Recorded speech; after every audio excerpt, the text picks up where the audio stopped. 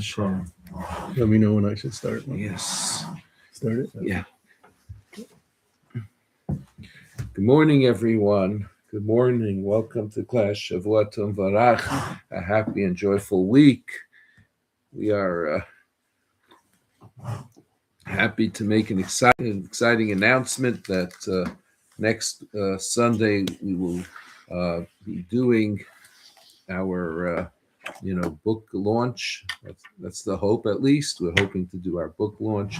So next Sunday could be that we will not have class as a result, but we'll have the book launch instead. So I just want to remind everybody that, especially during this month of Elul, it's a big time to give tzedakah, to give charity, and and I'm not asking anyone to make any donations to the class, but simply to give charity to your favorite cause. One easy option is Kol El Chabad as an example. I happen to have an app on my phone called the Pushka app, and it's a charitable organization. It's been around since the year 1788, feeding the needy of the land of Israel since the year 1788. Could you picture how far back that is? Wow. It's almost the age of the United States. Okay, so we are in the middle of doing, the section of the book that we're studying called Hashgacha. Just to remind newcomers, this is the book. It's Shomer Emunah, Introduction Kabbalah by Rabbi Yosef Ergas, with translation, commentary, and Kabbalah Overview by Avinoam Fraenkel. And we are studying from the Kabbalah Overview section of the book. And I believe we are up to it's these things here that I have not gone through. Yes, so I believe we are up to page 830. Does that make sense to you? Let's see. My marker was on 832 and 833. I'm not sure where. Oh, okay, not far off. Okay, all right. So just to recap, since these are not easy topics and not easy concepts, I should say, and it's been a couple of weeks. So just to recap, we're talking about here the topic of divine providence.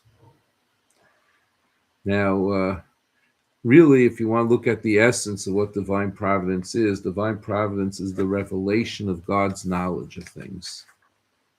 It becomes revealed to us that God is aware of it. That's divine providence, if you really think about it.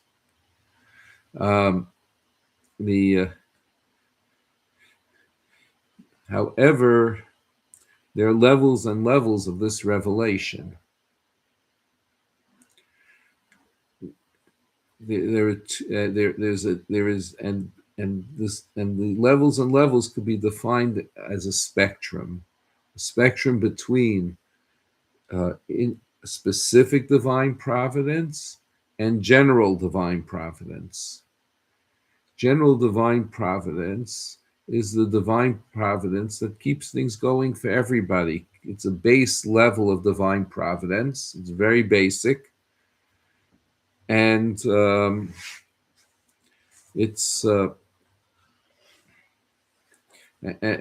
what it does is it keeps the world going. For example of basic divine providence or general divine providence is that the sun rises in the morning for the kind and for the stingy alike,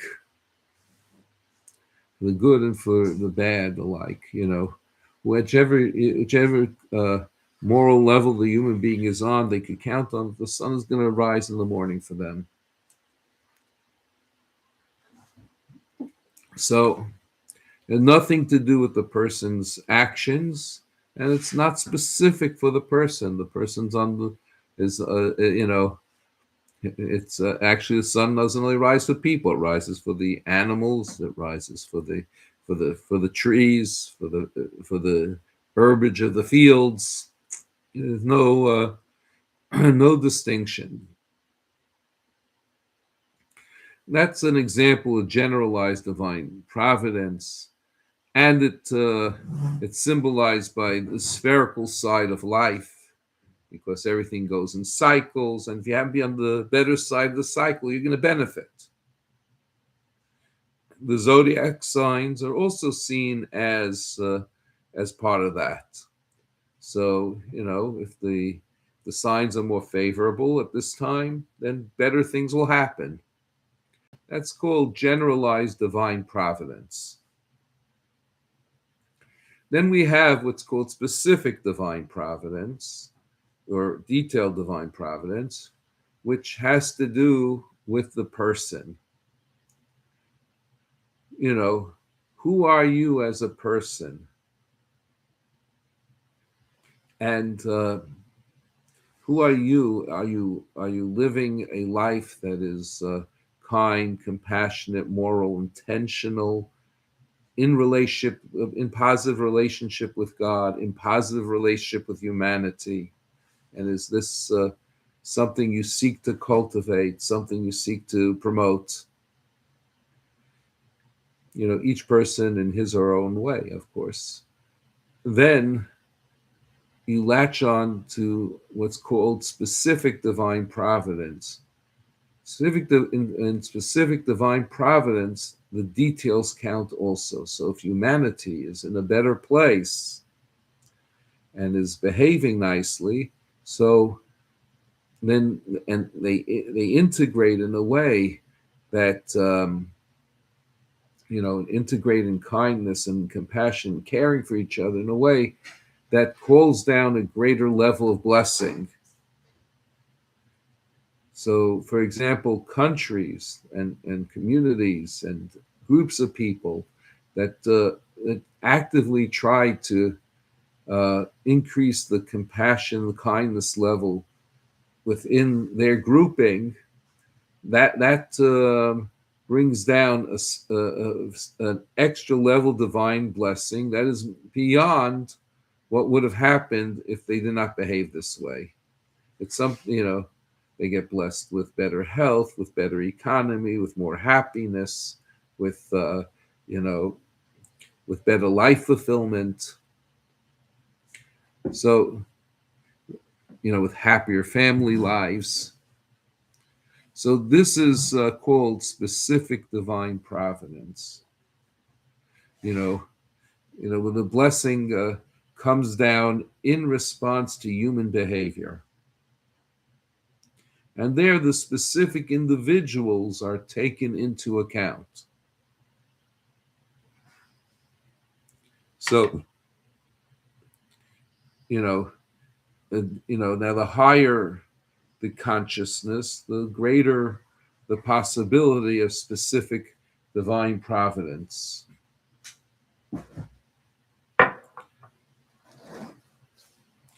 Now, this follows along with the patterns of Kabbalah, specifically those of Lurianic Kabbalah,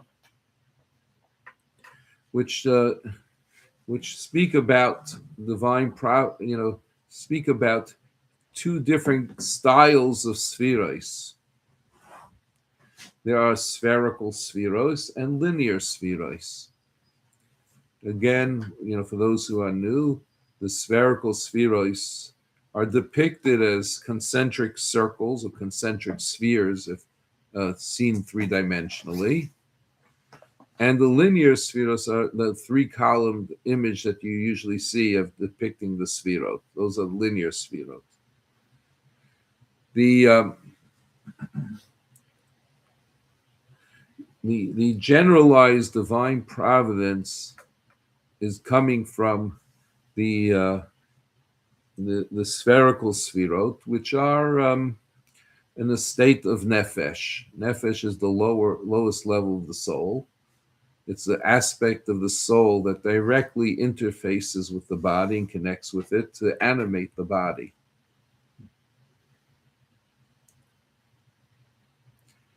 Then beyond that, there is the linear sefirot, which is associated with the ruach, the spirit, which is a higher level of the soul, and it's has more to do with integration, and that's where specific divine providence is coming from, that influence. So the influence of nefesh creates, like might say, the basics of generalized divine providence. The aspect of ruach is working to influence specific divine providence. Now we use the names nefesh and ruach, which are soul levels, but they are also levels of divine light. In other words, just as you have, for the soul, nefesh and ruach, you have that for the universe also, for the universes actually, for the various levels of existence. What you have on the macrocosm is reflected in the microcosm. What you have in the microcosm is reflected in the macrocosm.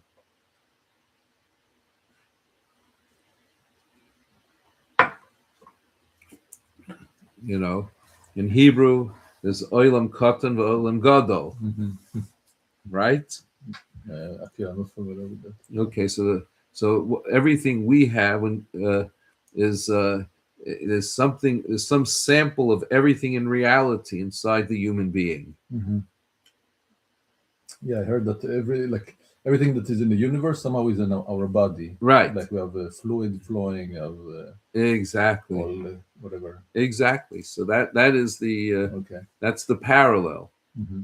So just as we individually have levels of soul, the universe also has levels of soul.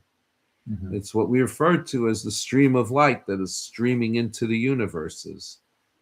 The soul, that's what the soul is also to the human body. It's a stream of light flowing into the human body to keep the human body vitalized and alive.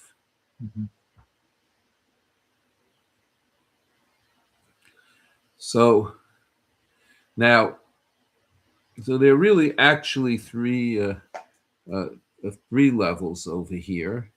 There is the very, very generalized divine providence coming from the remains of the shattered vessels.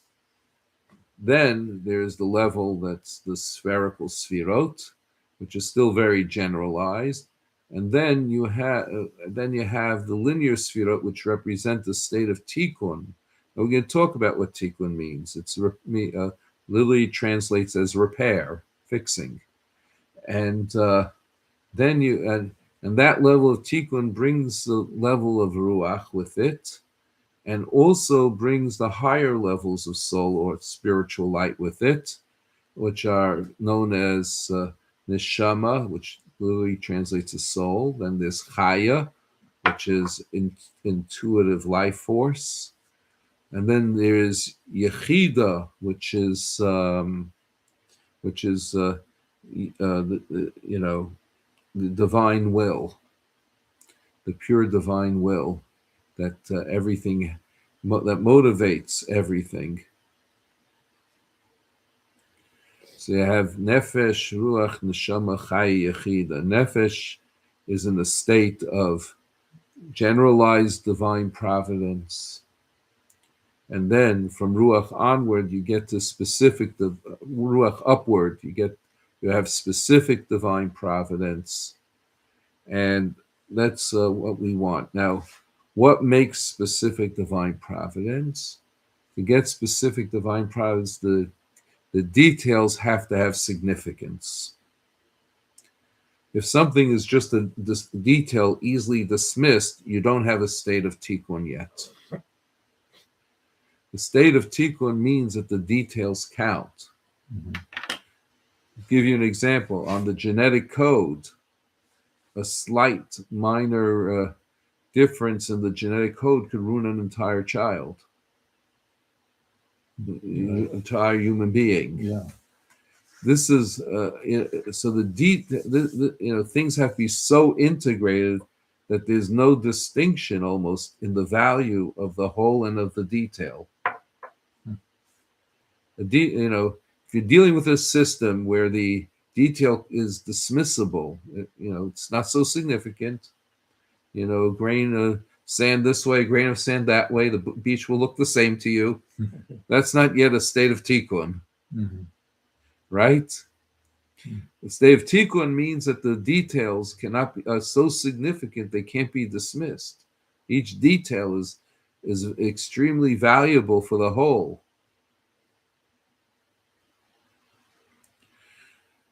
This actually reflects the quality of God's infinity in a very unique way. You see, we say that he's mashve godol v'katan. He equalizes the great and the minute. From the perspective of God's infinity, the great and the small is the same. You can't say that there's a difference. Infinity doesn't have a distinction between the great and the small. Right. This is why even the most I wouldn't like to use this term, but let's say the least spiritual human being could pray to God. I don't like to say least spiritual human being, but let's say we'll just use it for the sake of this, making this point. The least spiritual human being could pray to God, and God will consider it tremendously significant, because because in His infinity, great and small is alike. There's no distinction. Nothing is inherently closer or further to Him. As He transcends space, He transcends significance. So, if only the great is valuable and significant, then you have not yet properly reflected God's infinity. But if you start to bring in the details, if the details become significant, then God's infinity, has a better reflection, so to speak, on our planet. The idea is we're trying to reflect God's oneness, infinity in this world. The details have significance, then His infinity is properly, reflected in this world. We're part of making this world into a paradise. This is tikkun. Tikkun is on all levels. The secret of tikkun is how to integrate the details in a way that the details are valuable. And as a result of that integration, a whole new paradigm develops. This is why Avinoam Fraenkel earlier compared parts to emergence theory.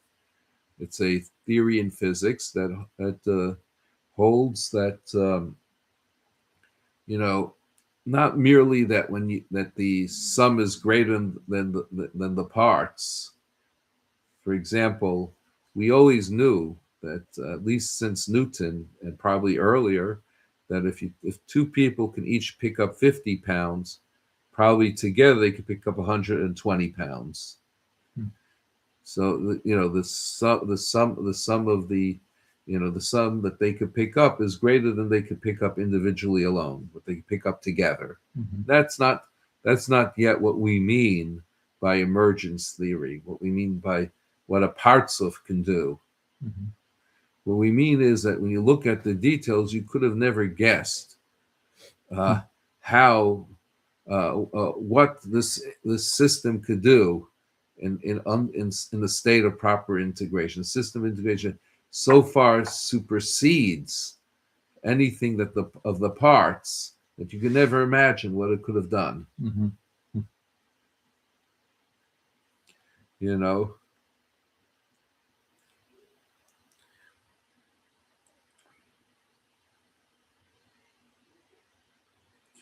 So the piece we're going to go into is on page 833.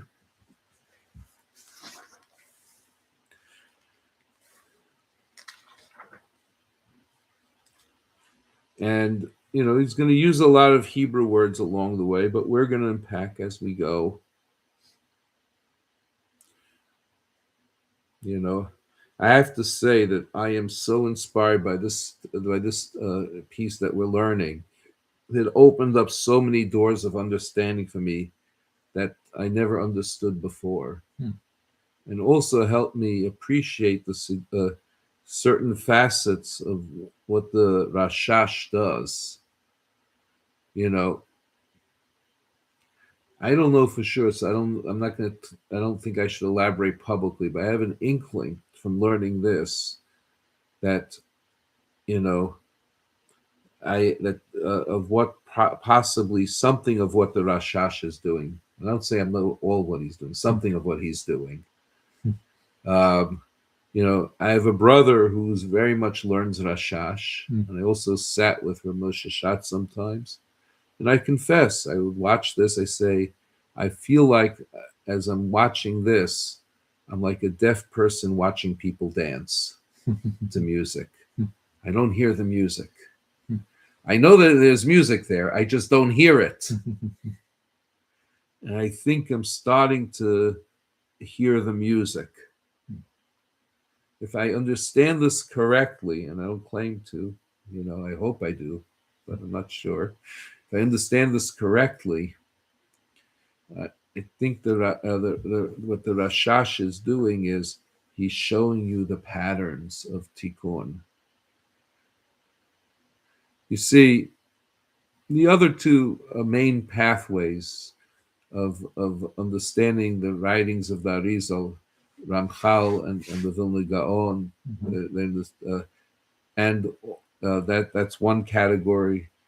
Then you have the other category of the Baal Shem Tov, Hasidus.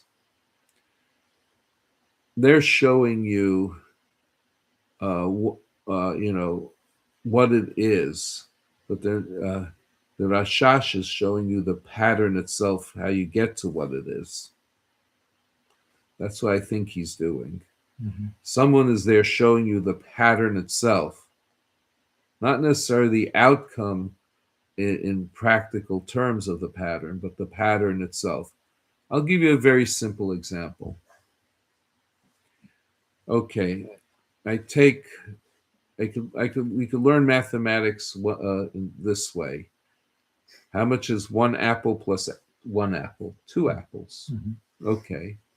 Or we could learn mathematics this way. How much is 1 plus 1? 2. So I sense the other derach and the other pathways. They're more like showing you the apples, which is nice. It's good. It's beautiful. And it's very, very important. Can't even the slightest underestimate that. I think what the Rashash is doing is he's at the mathematics itself. Let's say, and that's what I think he's doing. In other words, he's not saying 1 apple plus 1 apple equals 2 apples. He's saying 1 plus 1 equals 2. You hear the difference? Yeah. He's more into the abstract pattern itself. Yeah. But if you get a good handle on the abstract pattern, it becomes more widely applicable. If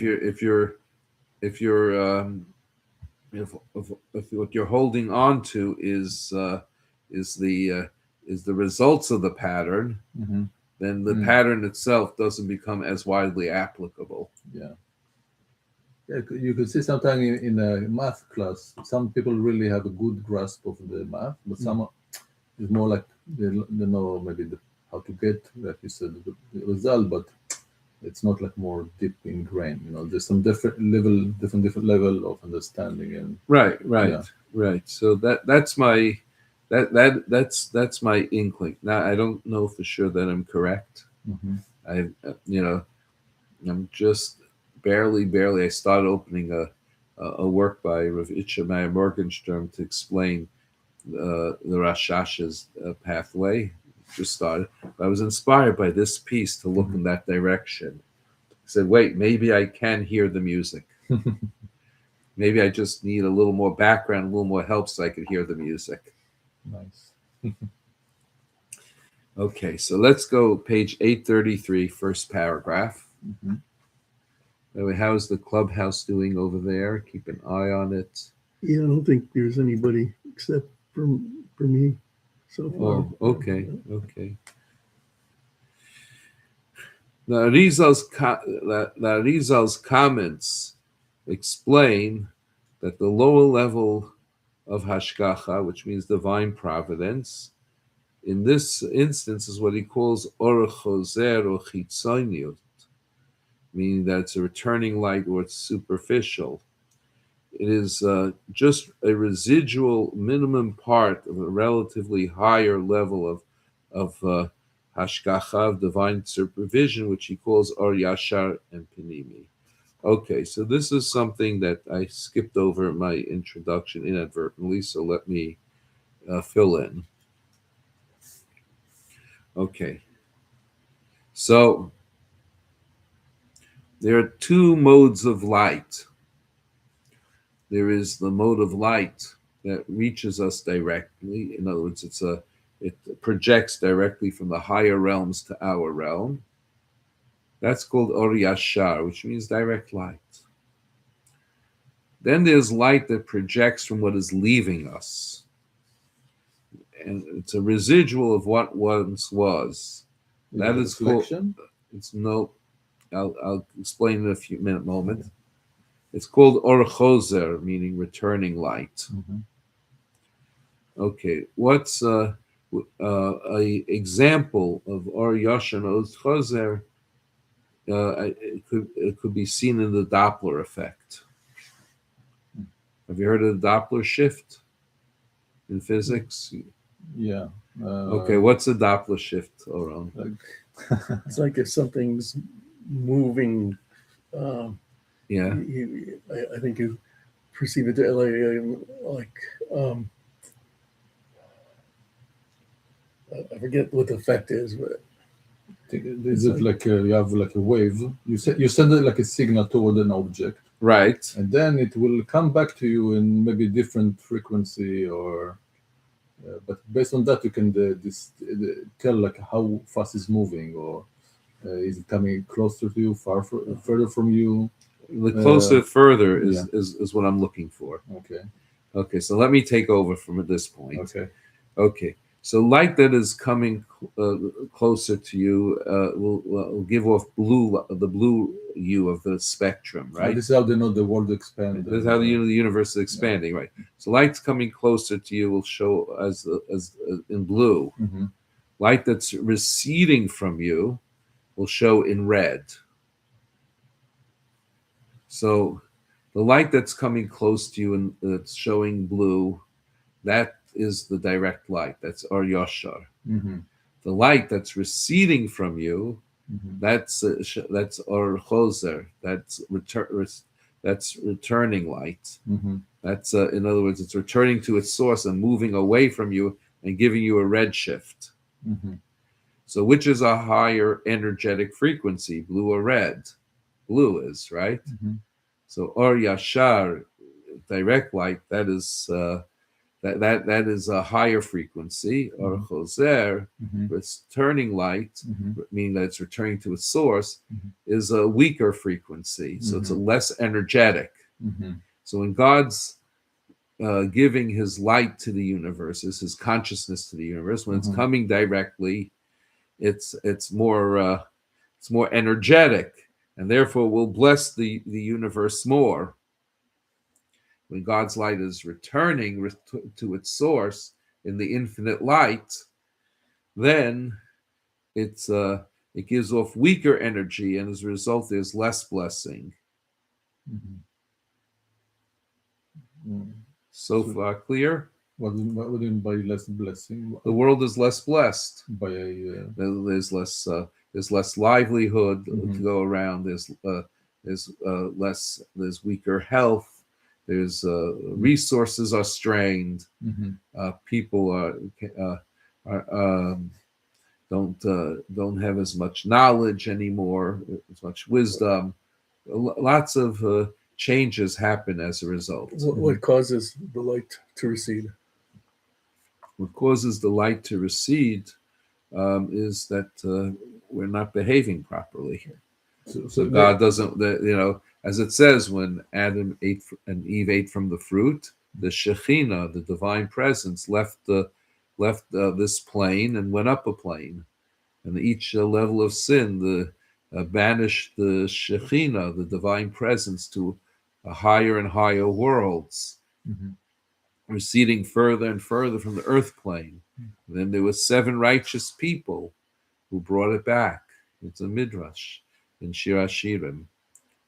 Yeah, so it's a good question. What you have, make it more clear. So, but if somebody is in a state of tikkun, then it means that all yeshir, not all chazal will the same. If somebody is in a state of tikkun, or like it's a dik, let's say. Well, so a person can personally have. So it's a complicated story. Mhm. Notice how no matter how much tikkun, how much perfection, fixing a person has, they until the right time comes, you can't have prophecy. Mhm. Prophecy was taken away. I'm talking about the biblical level of Yeah. prophecy. I mean, I understand there's sub levels. We're not talking about that, like Ruach HaKodesh. We're not talking about that. We're talking about the kind of prophecy that let's say Isaiah had, Mhm. Ezekiel had. That Mhm. doesn't exist anymore. Mhm. So so no matter how great a person is, let's say take a figure like the Ari Kadosh, the Arizal. Yeah. He was very, very holy. He gave us all this material, mystical material. He still could not reach that level of prophecy because of the nature of the times. Mhm. Yeah. So even a great person will be affected by the weak light that's coming down because of the nature of how humanity as a whole is We not affect each other, basically. affect each other, right? Mhm. However, within that context, that person will get the best available. Mhm. Yeah. You understand? Yeah. Okay. So so back to the text, second sentence. The overall level and infinite level of light that exists at any time, the total sum of Or Choser and Or Yashar, meaning direct light and returning light, does not change and is always there. This is the infinite infinite light. The light, this infinite light always fills the empty space created by the Tzimtzum, what's referred to as the Makom. In other words, the empty space is most certainly not empty at all, even after the Tzimtzum, even after the withdrawal of the infinite light.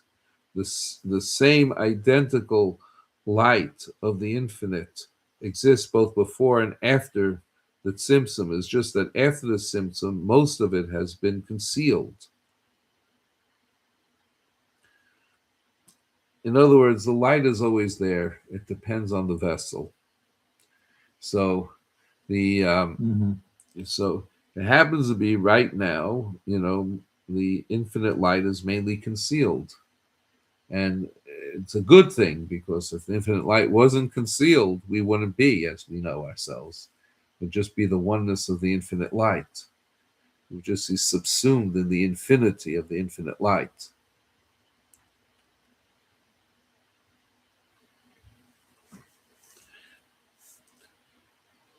After the Tzimtzum, the relative level of divine supervision simply determines how much of this light is perceived or revealed from the perspective of the creations only, to create and sustain and develop them. So what he's talking about over here is that after the Tzimtzum, there is a decision made from above how much of this divine light to allow. So obviously, the more divine light that comes through, the more blessed all the universes are, the spiritual and the physical. So אור ישר הוא still is מצומצם, is like... Yeah, of course, Yeah. because otherwise we couldn't exist. You still, in other words, you can't have all of it revealed. Yeah. Having all of it revealed means that we disappear. It's like Yosef Albo wrote, "Ilu yodativ hayisiv." I knew him, I would be him.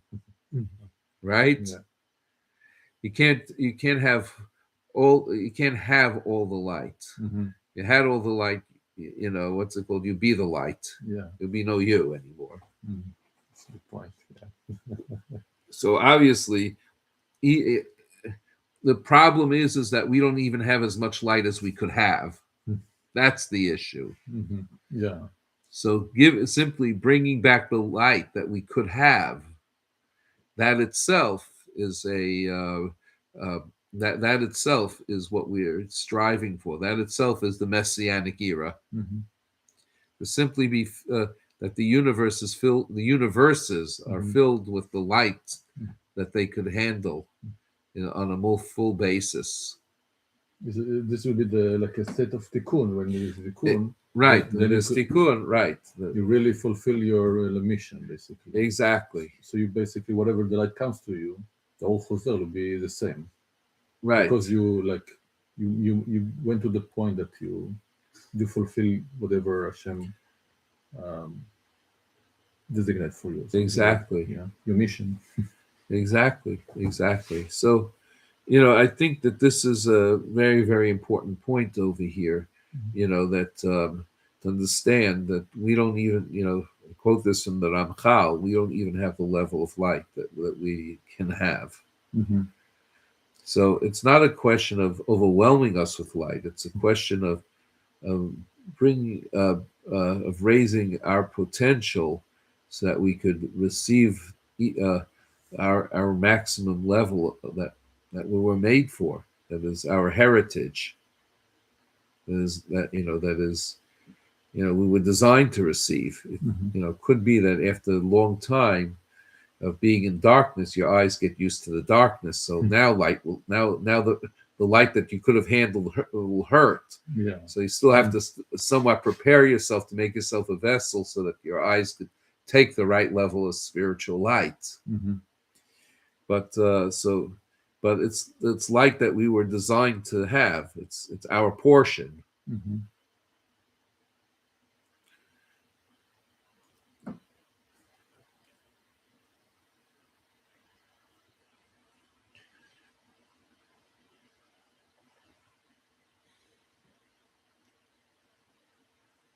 Alternatively put, the appearance of emptiness, removal, and change of the empty space is only from the perspective of the creations.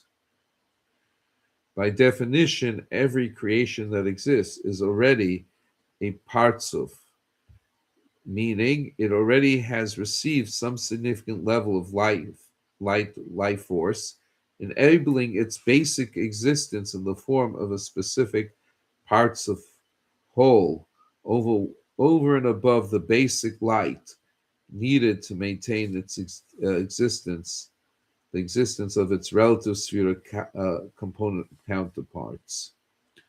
Its spherical component parts, excuse me. So what he's saying is that, remember we spoke about that tikkun, that the sphirot in a state of tikkun mature into partsufim, structures called partsufim. Mm-hmm. So he's saying that every human being, actually saying every creation, is already in some partsuf state. In other words, there's some level of tikkun that's already taken place, and we're already receiving something that's beyond, maybe not fully, but to some extent, something that's beyond our basic level, our very base level for mere subsistence and existence. So we're receiving something from the linear sphirot, not just from the spherical sphirot. Mm-hmm. Relative to that specific partzuf, this level of light required for its basic existence is called or choser, which is more an expression of how much of the overall light is concealed within the Parzuf, rather than how much is revealed in it and it is aware of.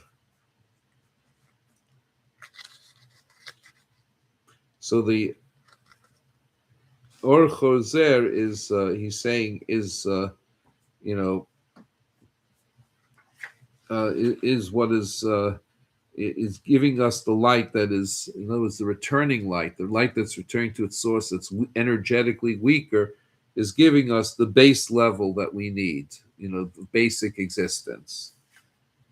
Now, depending on the Parzuf's actions, it can merit a significantly higher level of light, which in a purely relative sense compares to its basic Or Choser, is called Or Yashar, direct light.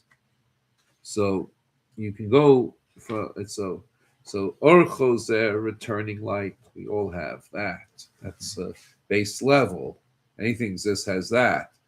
But Or Yashar, depending on our actions, our kindness and our morality and our living aligned with the Torah, that brings in the direct light, and that brings in the tikkun. Mm-hmm.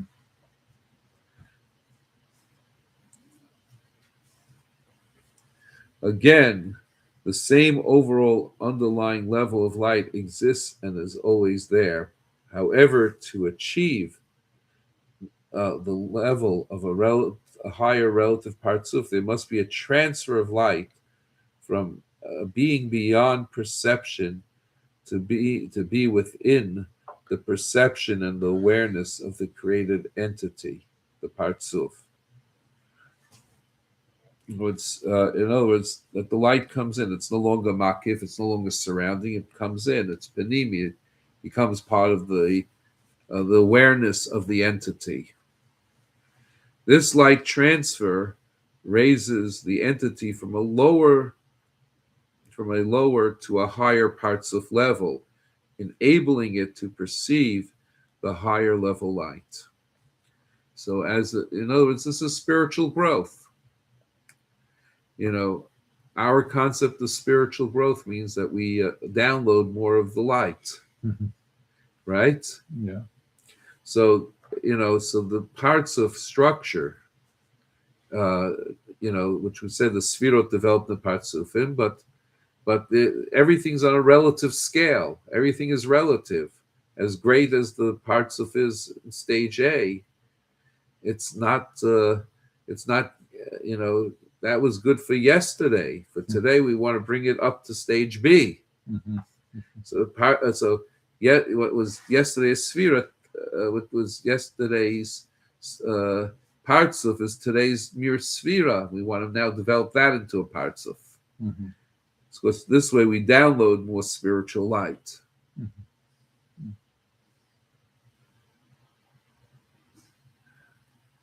From the Parzuf's point of view, this decreases the level of Or Choser, which is superficial light, that returning light that just gives, that's energetically superficial, and increases the level of Or Yashar, direct light, panimut, light that reaches inside the structure that it receives until it becomes a higher level Parzuf.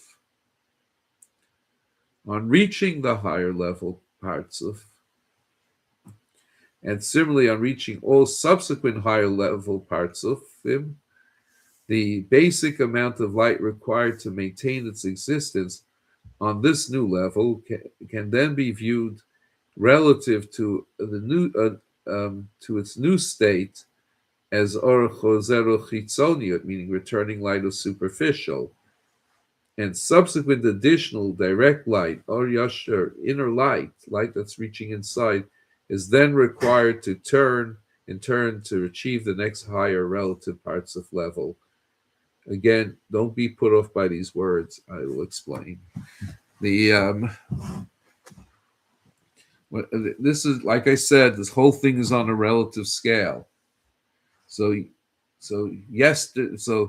what was yesterday considered specific divine providence, direct light, parzuf, moving into full development by today's by that was good for yesterday, but by today's standards, it's just merely superficial light. It's generalized divine providence, and it's a weak parzuf, which is really maybe just a sphera, and now it has to be developed further in order to through further integration of the details, in order to receive a higher level of light. It's like just a quick superficial example. Your child graduates college, yay! From the perspective of graduate school, college is nothing. Graduate school, so he's graduated, but from the perspective of graduate school, he hasn't yet graduated. He has to move on. Right. You understand? So That's you're looking forward to your son moving on to the next level, right. the graduate school. Right. After he finishes college, he's going to go on to graduate school. So that's Hashem. Yeah. So that's the basic idea. Everything is on the grow. Right. And what was good for yesterday and celebrated yesterday is what's it called? Is not yet there for today. Mm-hmm. I think probably in life at the beginning is more like materialistic growth, but at some Right. point the growth is more Spiritual, sure, yeah. sure, exactly. But the lower level is still necessary as the foundation. As the foundation, Yeah. right? As the foundation. That's true. And we say that the sun still got to rise in the morning for the one who had tremendous spiritual growth as well. Right. It's that's very important. That's you need the generalized divine providence as well to work together with the specific divine providence. They're two different kinds of flows. Mm-hmm. Okay, with that, I have to conclude class. We were up to page 835. I'll put my little note over there. And it looks like next week we probably will have the breakfast for the book launch. Yes, looking forward to that. So if that happens, we will not have class. And then hopefully have the following week. We'll see it. We'll play it by ear. We'll be flexible. Okay. But I'm hoping that we'll have the book launch, which in itself is kind of a class. And then we'll have the following week. We'll have another class on this. So anyways, wish everyone a Shavua Tov Varach, a happy and joyful week. Thank you for joining. I hope you enjoyed. Okay. Till next time.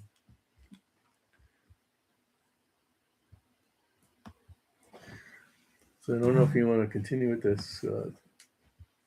Nobody went into. We'll talk in a minute.